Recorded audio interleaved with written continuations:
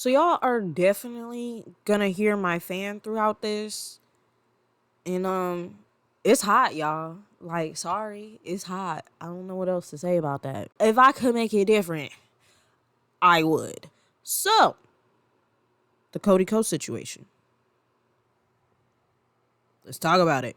If you're here, then I assume you're already aware of what's been alleged. So I'm not necessarily making this video exactly about what happened. Rather, I'll be briefly explaining the situation and using it as a justification for a potentially popular opinion that I have, or maybe like a few. Because like in learning about this situation, it just made me think of different thoughts and feelings that I have that I want to know if other people have these thoughts too.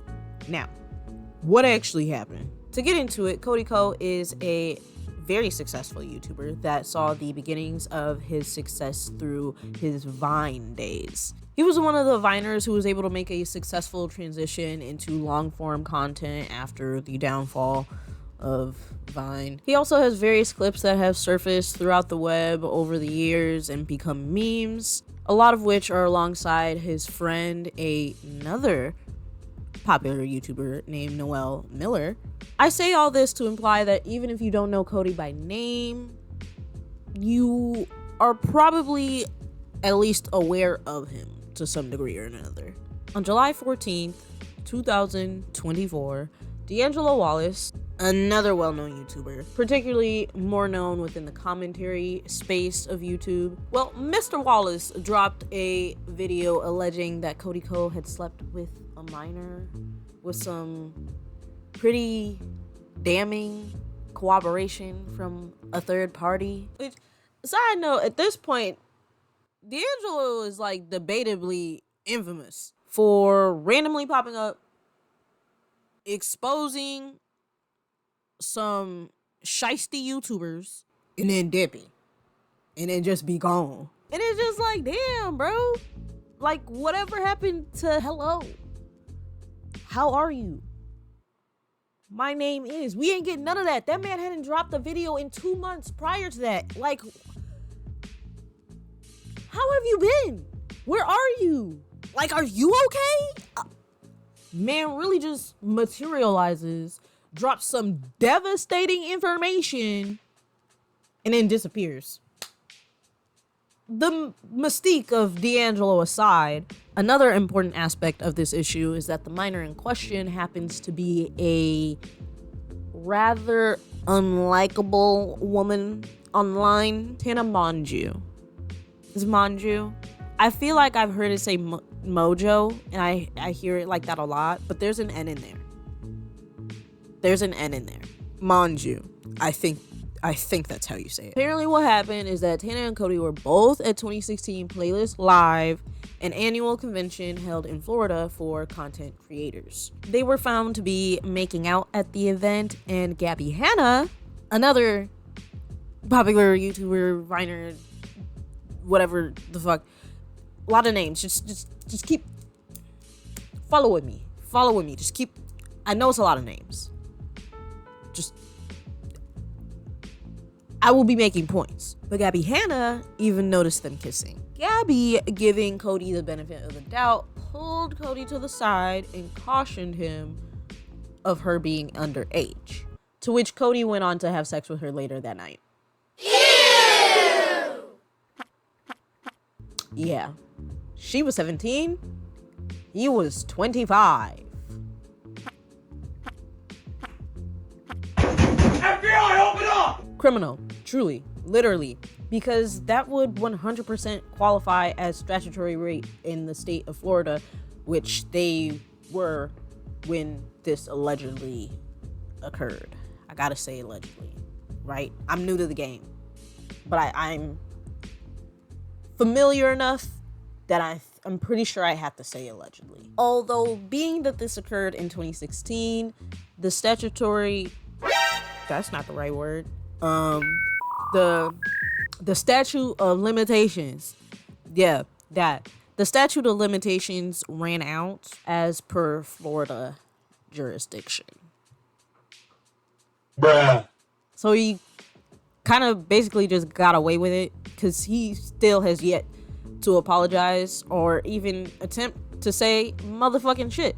And whole time, everybody's attacking his wife over it's messy, nasty, cowardly stuff, dirty stuff. Just the ghetto girl, like for real. Even with that being the case, Tana doesn't particularly seem as though she would even like to press charges, given that she said she, quote, doesn't associate it with trauma because she's been through worse, end quote.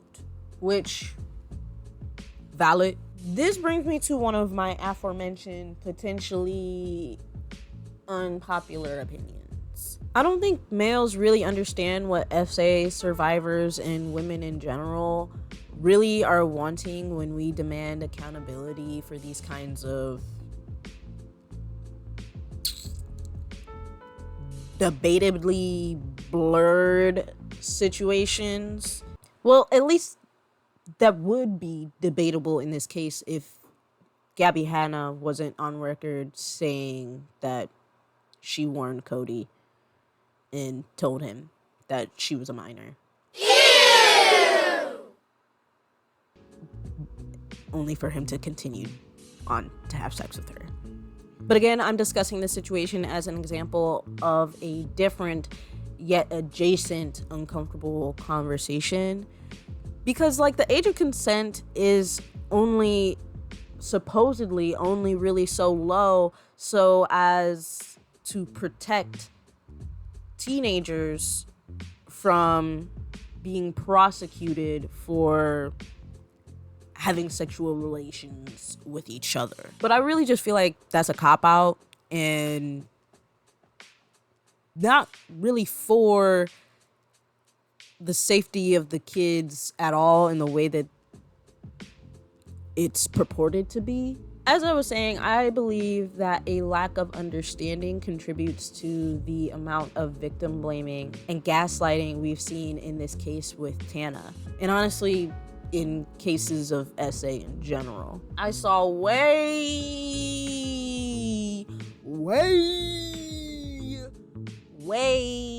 too many weirdos giving whack-ass excuses for the Cody Ko allegations. A lot saying things around the lines of, Tana was basically 18 already. I don't give a fuck if she was 12 seconds from being 18. You do realize that a day's difference doesn't magically give you the intelligence, mentality, or perspective of an adult, right? You don't just suddenly become fully mature or aware, which is a dumb expectation and excuse because, to put it in perspective, this person was literally just a child not even 12 seconds ago. Like, to put that expectation on children of that they're automatically responsible, they automatically know. They were literally just a child. The woman was too stunned to speak. The notion that a child knows what they're getting into just because the clock struck midnight on their 18th birthday is asinine. And this is why I propose we raise the age of consent to 25. You need to leave! Oh my God. Oh. I know it already. I feel it already. So many of you, by the way, I'm also a little sickly. So many of you strange, creepazoid, predatorial, freaky frog ass niggas are gonna be mad about that and want to have something to say. But first of all, bitch, I ain't finished. Okay? Around 18 has always been the age of adulthood anyways. Okay, have you ever really considered why the age of adulthood has relatively always remained around 18 years of age? One obvious reason is that most people did not live as long as they do today. Due to infant mortality rates and the lack of medical advancement, the max life expectancy on average was around 40 years old. By the time you was 18, that's pretty much half your life. Nowadays, more babies are surviving and most people have access to modern healthcare. This means that the babies that do survive are tending to live longer, a substantial amount even upwards to 100 years old, or even past that. Another reason that's potentially less obvious to some is that in the eyes of patriarchy and capitalism, the most valuable thing is young, able bodies. You just bodies, anybody's bodies. They'll take them all and they'll step on all of your backs, all of everybody's backs, to keep this buffoonery running. Buffoonery.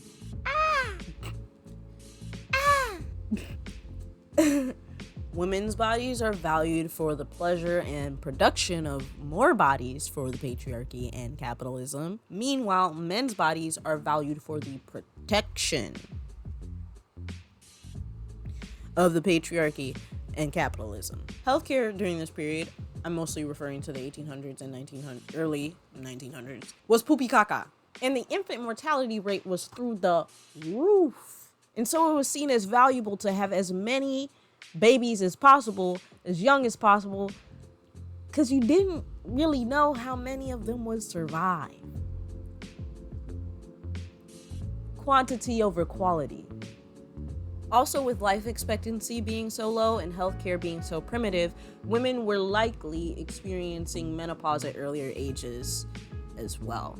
I say likely because historically, science doesn't really care about older women. So there aren't many studies on the reproductive health of mature women that aren't from modern times. It was also necessary, in the opinion of the government, to be able to pluck as many young, able men's bodies to ship them off to war or harden them into mindless soldiers of mass destruction as soon as possible. However, we are pretty far from those kinds of times. People are living much longer on average, and 18 is barely even a quarter of one's life. 18 is a child. And I find it nearly unfathomable how people seem to not even grasp that perspective, because it's just like, listen to what you're saying. 18, 19. These are teenagers. And therefore, still children who don't have fully developed brains in order to make the best decisions for themselves, and therefore I think should still be protected kind of from their own selves, in a sense. A bit sorry, but like, yeah, I'm just being for real. The laws we have around consent are outdated and don't really serve our ever-evolving modern society. That being said, I'm not suggesting for the age of adulthood as a whole. I forgot I lit an incense and I just saw the smoke go by. I was like, what the fuck? I'm not suggesting the age of adulthood as a whole to be raised, because I'm very well aware of the reality that there are innumerable children counting down the days till their 18th birthday just so they can escape an unimaginably horrible home situation. There's also plenty of 18-year-olds who have a pretty good grasp of how they'd like to shape their lifestyle, and I have no interest in taking away the agency of those kids. I just think some extra provisions could be put in place in order to protect burgeoning adults from predatory age gaps, or making kind of frivolous decisions, I shall say, that could impact their reputation for the rest of their life. That provision potentially being found in the extension of Romeo and Juliet laws. If you are unaware of that term, Romeo and Juliet laws refer to laws that make it so that if two consenting parties who are within 3 years apart in age engage in sexual relations with each other, neither one of them would be considered a sex offender or a victim or survivor. Sorry. I feel like that's a better word even if one of them is a minor. And said minor typically has to be at least 14 years of age. These laws make it so that if two 16-year-olds or even a 16 and 17-year-old have a sexual relationship, neither of them would suddenly become sex offenders or survivors just because one of them turned 18. Conversely, this also makes it so that if two 13-year-olds were to engage in sexual relations with each other, which, why would you even be doing that? Don't you have you don't have an after school club or something? I don't know. But they would technically be legally committing CSA against each other. However, cases like these are hardly prosecuted unless it involves force, because the people who set these laws never intended to prevent teenagers from having sex with their peers consensually, of course.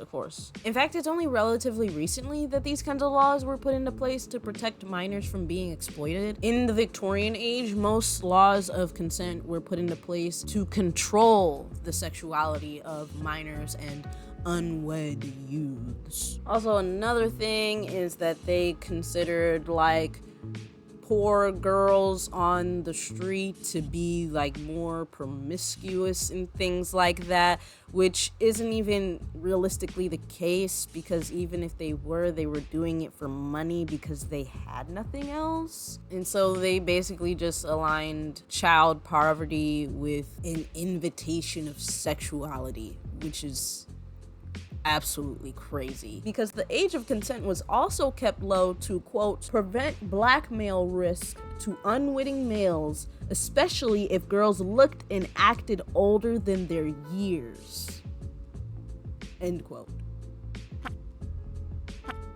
And it just gets even more gross, because they even had separate ages of consent for boys and girls, with the girls' age always being lower. In researching the age of consent for this video, I realized that not having a federal age of consent is really just a way to protect creepy predators, because even with what I said in regards to, people not living as long, the life expectancy was only as low as it was because the infant mortality rate was so high. It's not that people weren't living long lives, it's just that a lot of people were not surviving long in life. And one of the main excuses in the Victorian ages and medieval ages, periods before, for wedding off 12-year-old girls is that they were younger, so they're more fertile. But they don't even really know when menopause happened for most women in ages prior, because there weren't really scientific studies done on it.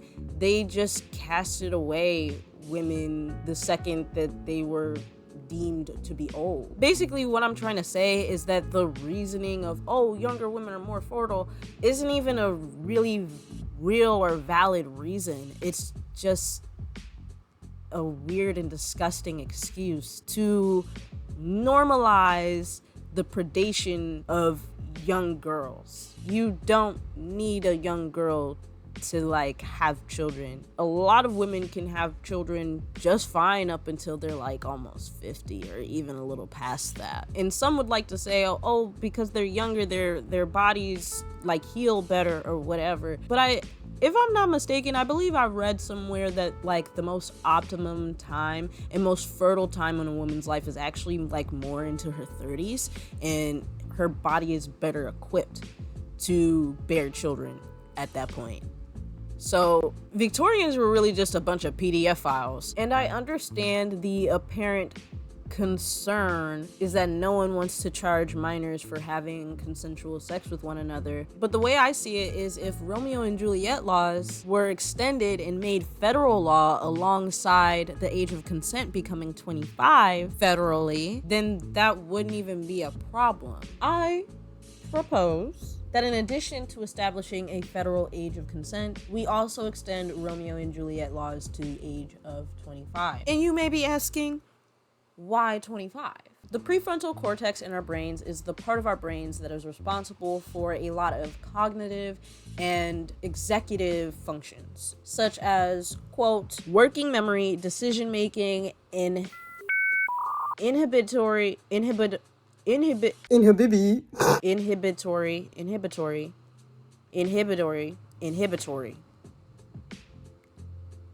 okay, response control, attentional set shifting, and the temporal integration of voluntary behavior. And quote, as defined by Jeffrey W. Daly, a staff member of the Department of Experimental Psychology at the University of Cambridge.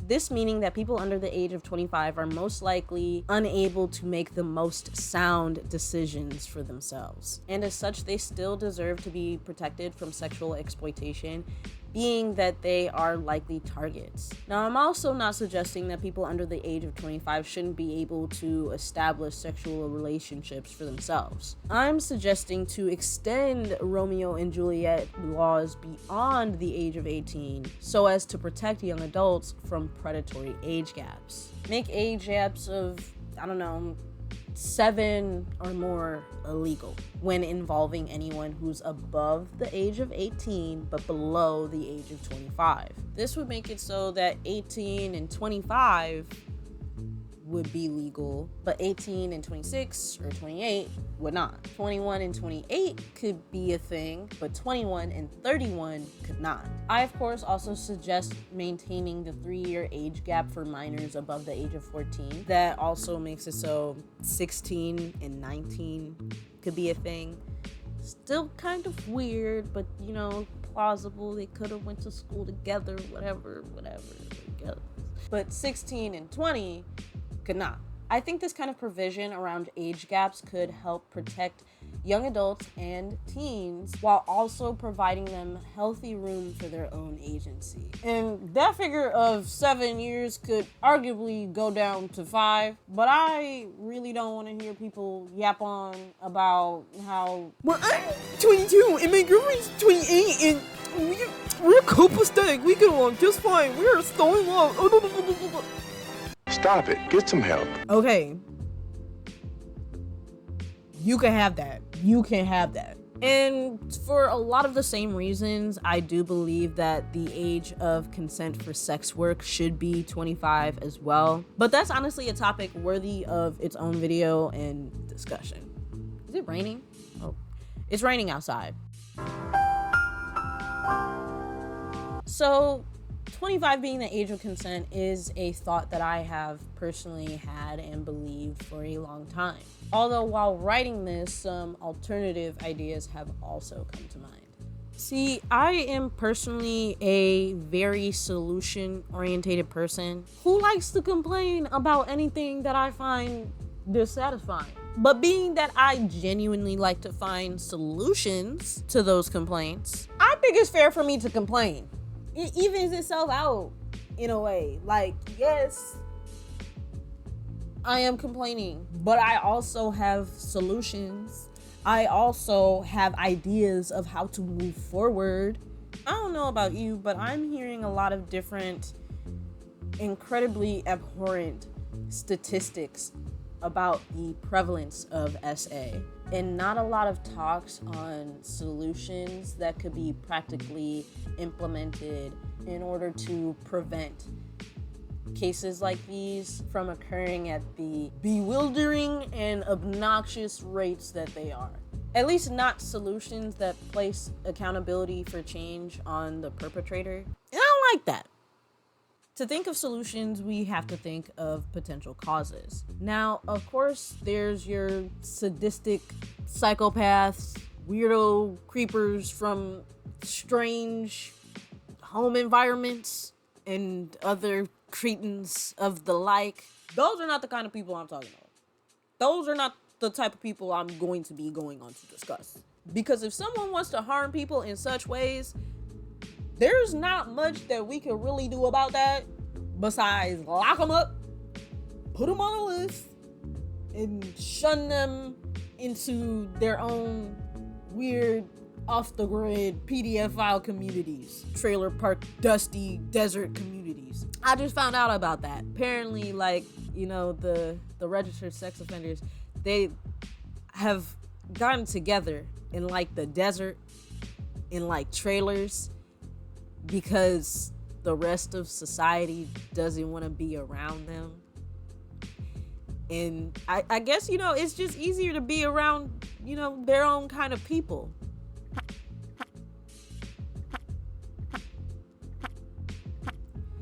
Like, some of them were talking about, like, I guess complaining about being, like, immediately judged or whatever. And it's just like,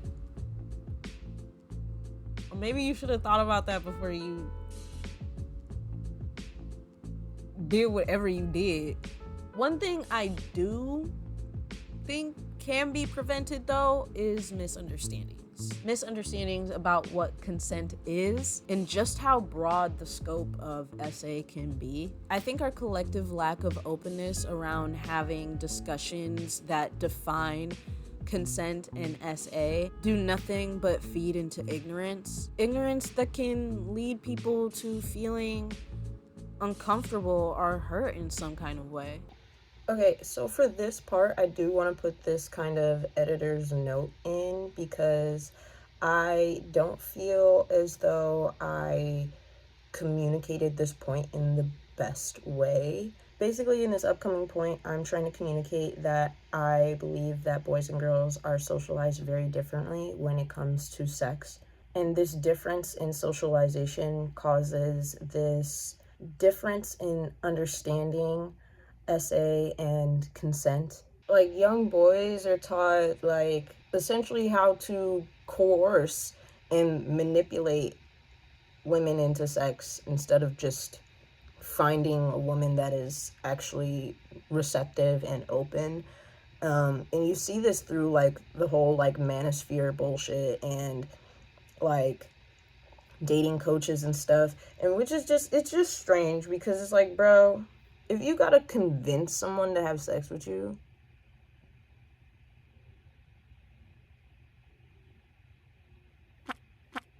you're strange. And, like, why would you even want, like, why don't you want someone who is just as eager to have sex with you as you are?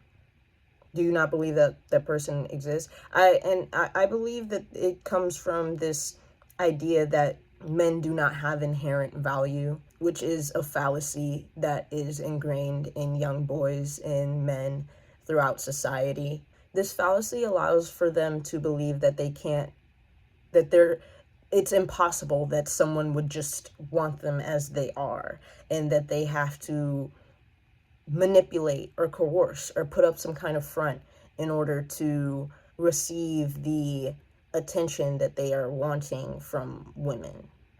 And look, bro, I'm gonna let you know that that's stupid and that's wrong. If she's not into you, she's not into you. There is another woman out there that would be. You just have to gravitate your attention to those women rather than trying to coerce and manipulate other women. Go where you're celebrated. Go where the love is. And through presenting discussions of SA from as a more human problem rather than a woman's issue, we could mitigate this. And having it be more acceptable to have these discussions about expectations and consent prior to sexual engagement should be something that we prioritize.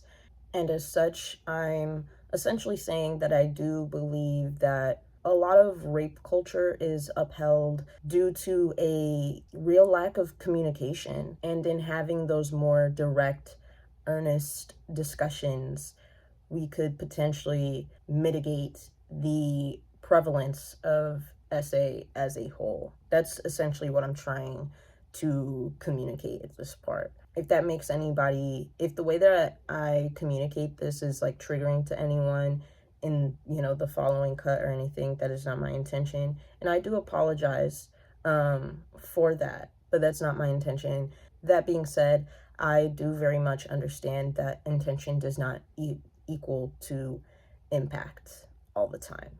So I just wanted to put this here to like add a bit of a extra explanation.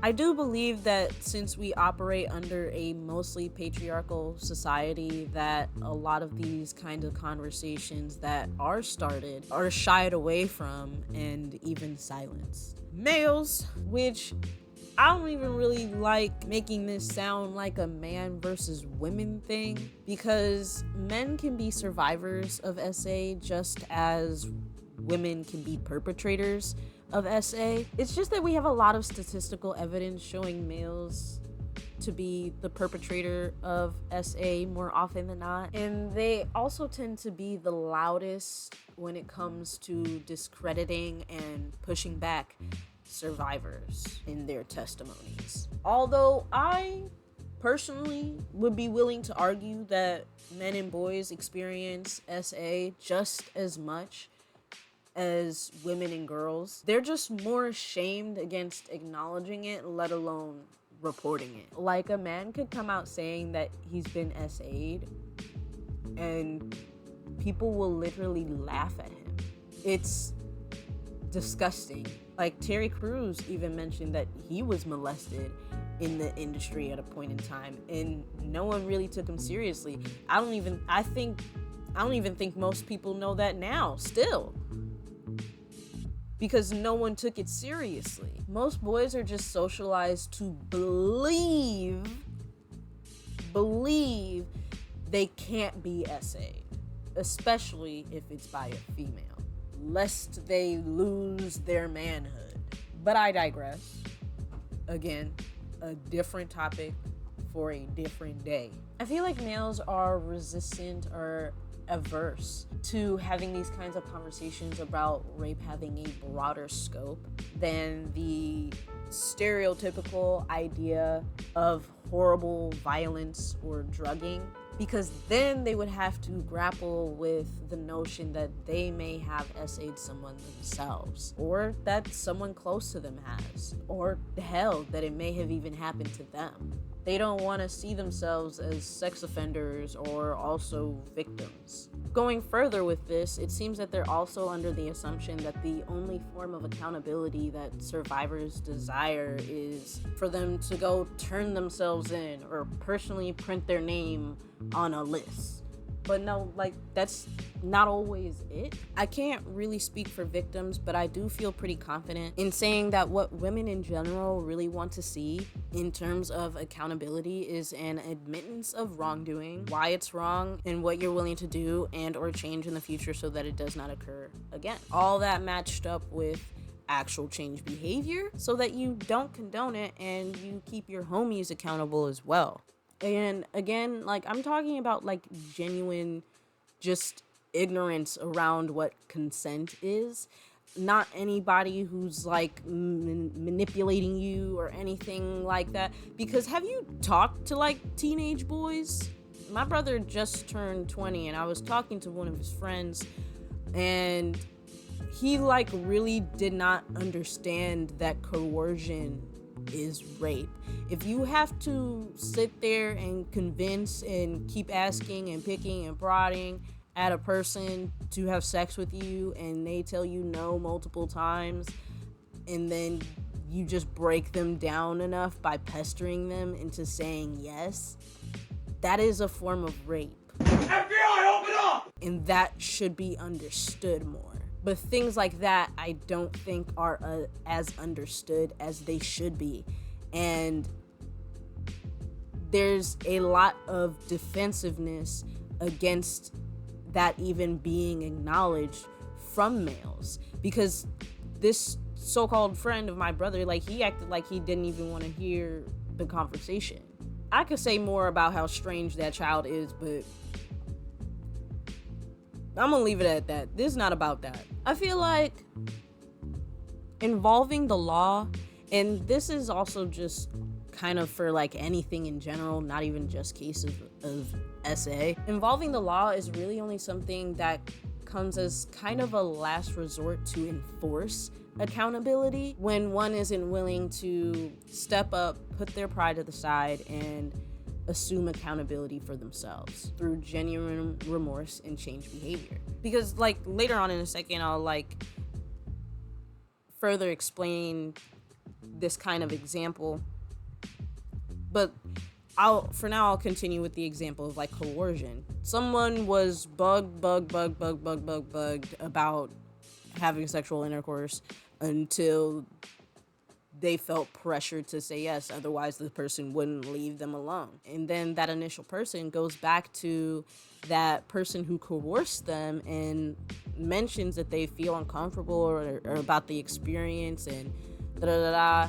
And if that person is just immediately dismissive and not even trying to like understand or accommodate that person or comfort them, I feel like that could have been rectified with like simply acknowledging like, hey, like I didn't know that you felt that way about it, and I'm sorry, and is there anything that I can do to help you bring closure to the situation or make you feel more comfortable? Like, you know, I just feel like discussions could be had, and of course discussions would ideally be had prior, but we are not really taught to do that. We live in a very hypersexualized society that, you know, a lot of the people in our society engage in hookup culture without like giving it too much of a second thought or anything like that. Like, these people aren't having discussions. They aren't talking about what they're consenting to do before they do it. And I just feel like that breeds a lot of a lack of respect. And yeah, let me just continue. Now, what may accountability look like if not criminal charges? Well, for a second, we're gonna scratch that, at least in the case of Cody Ko, because there's been further developments. It was kind of decent. I might keep that in. I love a good burp. There's been further developments in regards to the Cody Ko allegation since I started writing this. And apparently, Cody Ko also dated a 16 or 17-year-old when he was 24. Dated. Like, they were in a relationship. And there's several pictures of them together prior to her being the age of 18. So honestly, accountability for him should look like jail time, prison, or his name on the list. However, as I mentioned, the Cody Ko allegations are not the entire focus of this video, so I likely won't be speaking too much deeper about that, because I'm sure you've probably already heard most of the details from a creator with an even larger platform. Damn girl, this highlight, this highlight is nasty. Nasty. Ah. Ooh. Okay, period. My sinuses. I'm just utilizing this situation as a real world example in order to better understand the talking points that I'm making, or at least trying to make. Now, back to the topic of what accountability could look like. For starters, asking the survivor what they need in order to start forming some kind of closure. Making sure that the perpetrator not only understands the harm that they caused, but also communicates a sincere remorse for the harm that they caused. And that communication should be as direct as the survivor desires. Whether that's speaking in person with a third party to mediate, a handwritten apology, a phone call, or even a public apology addressed to them. Again, I'd like to make it clear that I am only suggesting this as an acceptable form of accountability for cases of SA where there are reasonable misunderstandings about what consent in SA is. Because I just really want to stress that, because I feel like what I'm speaking on is really like riding the line of being potentially like being able to be twisted and utilized as an excuse for predatory behavior. And that's not what I'm saying, because it's like sometimes when a person is coming to you and saying they feel like they have been violated by you, they're not necessarily looking for you to be criminalized or anything like that. They're just looking to be supported and comforted. And when a person is on the other end of that, a lot of people in that position want to be immediately dismissive because like they don't want to align themselves with like sex offenders or anybody or predatory or anything like that. But what you don't realize is that you more become that when you deny and dismiss harm that you cause to a person. I added this editor's note in here, and I'm just going to read it out for you. I also think that a lot of people in general just don't like to find themselves wrong about anything, because a lot of people in our society have their ego/pride rooted in being right, which that alone creates blockages around remedying various situations. Because it's like, how can you ever right any of your wrongs if you're constantly convincing yourself that you don't have any? And then that like lack of compassion also makes it so they want to dismiss and discredit anybody else who has like a similar story just because they don't want to implicate themselves in their own minds and egos. You get what I'm saying? Like, do you understand the point that I'm making? And a lot of like accountability for prevention is placed on victims of like, watch who you're with and be careful and da da da da and things like that, which is like, you can do all of those things and still end up feeling violated in some kind of way by somebody that you trusted or you thought you could trust. And I feel like it can be kind of easy to feel that way because sex is such a vulnerable and intimate thing. And we as a society like to pretend that there isn't any vulnerability in being naked and intimate with a person and exchanging bodily fluids and stuff, which to me also doesn't make sense, because it's literally a scientific fact that hormones and endorphins and shit like that are released during sexual intercourse that make you more attached to a person. So like, why we want to sit here and pretend like having sex with people willy-nilly is not something that continuously puts us in vulnerable positions. Giggity, literally. It's just, I feel regressive. There's honestly like a whole like other video that I could make about like hypersexuality and really like its effects on our society, and I feel like what it stems from and things like that. But let me just try to wrap this up, okay? I'm gonna continue with the examples and we'll close it out. Say two people consented to performing a specific sexual act with each other, during of which one switches to a different sexual act that wasn't necessarily agreed upon prior, that the other person is actually uncomfortable with, and for whatever reason doesn't feel comfortable enough to communicate that, and or feels pressured in some kind of way to just go along with it. The latter mentioned person could end up feeling as though they were taken advantage of, and rightfully so. That's valid, you know? You didn't agree to that. They had you doing some shit that you didn't agree to that you aren't comfortable with. It's valid to feel violated by that. And that person's feelings should be acknowledged and respected by the former mentioned person. The solution here could even look like aftercare for those of you who are more familiar with like the BDSM community. BDSM play. I believe they call it playing. These are the kind of scenarios that I do believe can potentially be resolved with a simple, although uncomfortable, likely, conversation that's matched with changed behavior.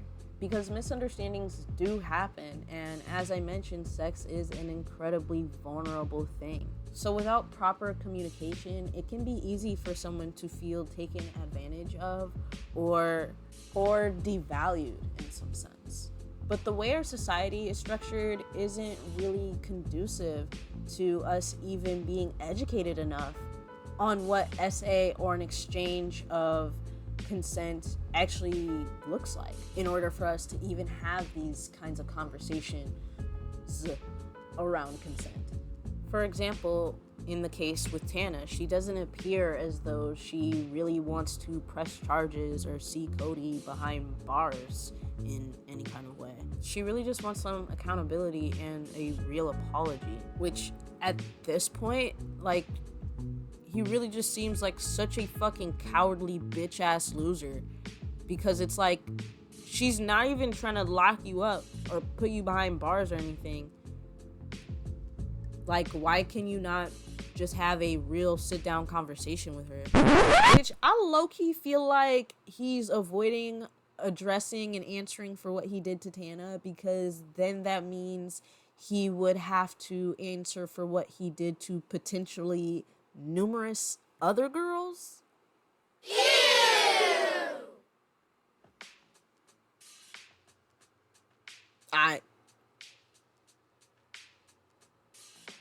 I mean, cause like, look, if it really was like, oh, just a one-time thing that he did, which is still wrong and weird, cause he was directly told how old she was. If this was just like a one-time thing, I feel like the easiest and best thing to do would just to be address it head on and take accountability, take responsibility for yourself. But the thing is, it's a pattern of behavior for him. That he had been hiding. Yeah. Which is also apparent in the fact that he was so brazenly willing to dismiss her age even after being told. Like, clearly that is not the first time he did something like that. And apparently people are pulling up the receipts to prove that shit too.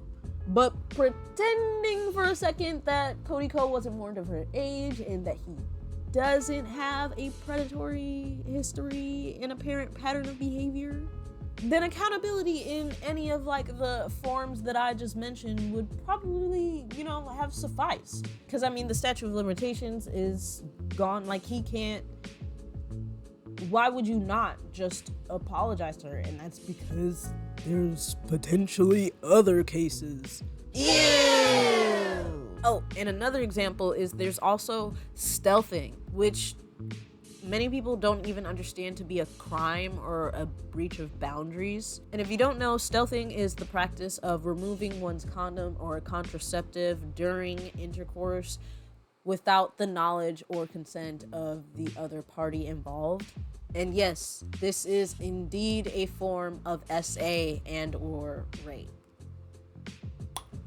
If you don't know, now you know, nigga. But anyway, that's essentially all my thoughts on this particular topic for now. And I'd like to mention that I'm not assuming or even trying to present that the ideas that I put forth today are 100% foolproof solutions to these very complex issues. The main issue I identified is the lack of open conversations about what consent looks like and just how broad of a scope SA actually is. NANI? As such, I can only hope that I spark some kind of dialogue. I hope this video didn't come off too sporadic or disjointed in the way that I formatted it or anything like that, or any of my random little noises. I was really trying to depict my train of thought when making the suggestions that I have so that they don't seem like they came out of like nowhere. Also, I apologize if me being humorous throughout certain points of this video came off as me trivializing these situations in any kind of way. I tried to make sure that any humor wasn't aimed at sexual violence itself, but rather our outdated laws and thinking patterns around this subject and people who are ignorant or even bigoted to the severity of this topic. Humor is my number one coping mechanism, and it's just the easiest form of expression for me.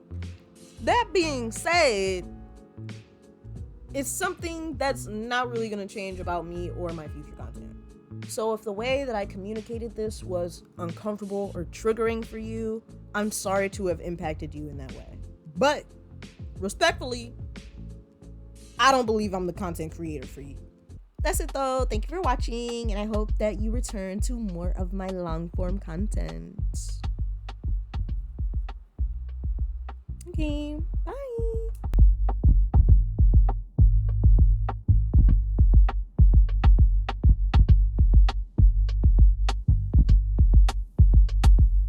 Oh, also look at my nails that I did. This is my first time trying like this like flower thing, like the 3D flower with like the buildable gel or whatever. This hand came out better than this one. This was the very first attempt, and this one is struggling. This one though is alright. Can you hear my little burps? Okay, rate my self set in the comments if you don't have anything else to contribute to this conversation. Look at y'all. I wrote a whole thing. And I even, for one of the quotes, not even one of the quotes, a few of the quotes, I cited my sources. I always hated fucking citing my sources.